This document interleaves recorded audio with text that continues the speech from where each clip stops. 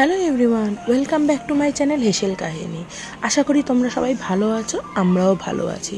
তো আজকে পনিরের যে রেসিপিটা তোমাদের সাথে শেয়ার করব, সেটা রেস্টুরেন্টের যে খাবারের পনিরের কেউ হার মানাবে। তোমরা একবার বাড়িতে ট্রাই করে দেখো, আশা করি তোমাদের ভালো লাগবে। কিন্তু তার জন্য অবশ্যই ভিডিওটাকে স্কিপ না করে ফুল ভিডিওতেই দেখো, এটা আমার অনুরোধ রইল। তো শুরু করা যায়। প্রথমে কড়াইয়ে তেল গরম করে দিয়ে দেবো বেশ খানিকটা পেঁয়াজ কুচি, দিয়ে এটাকে ভেজে নেব।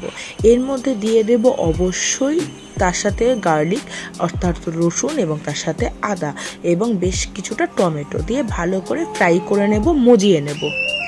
ভালো করে ভেজে নিচ্ছি।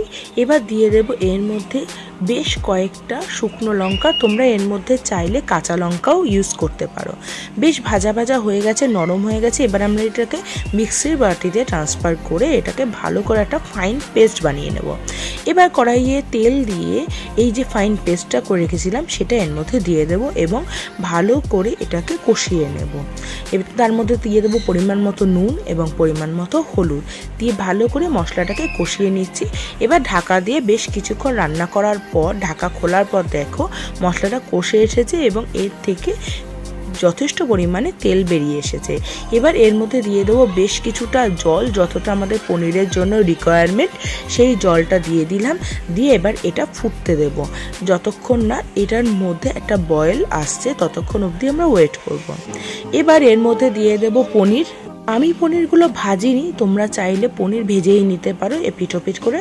এবং পনিরটা যদি না ভাজো না তাহলে পনিরটা বেশি সফট হয়, তোমরা চাইলে ভাজতেই পারো। তারপরে ভালো করে এর মধ্যে পনির দিয়ে একটুখানি ফুটিয়ে নেব, যাতে পনিরটার মধ্যে এই যে সমস্ত মশলা আছে সেগুলো এর মধ্যে ঢুকে যেতে পারে। এবার ওপর থেকে ছড়িয়ে দেবো বেশ খানিকটা কাসুরি মেথি, যেটা পনির মশলার ক্ষেত্রে ভীষণ দরকারি। এবার তার মধ্যে দিয়ে দেব বেশ পরিমাণে ঘি এবং তার সাথে অল্প একটু গরম মশলা, খুব বেশি নয়, দিয়ে ভালো করে নামিয়ে এবং ভালো করে নাড়িয়ে নিলেই আমার রেডি পনির মশলা। এবং খুব ভালো লাগে খেতে রুটি বা পরোটার সাথে। তোমরা অবশ্যই বাড়িতে ট্রাই করে দেখো, আর ভালো লাগলে লাইক, শেয়ার অ্যান্ড সাবস্ক্রাইব করতে ভুলো না। তো দেখা হচ্ছে নতুন আরও একটা রেসিপি নিয়ে। ততক্ষণ অবধি অবশ্যই আমার পাশে থেকো। Thank you.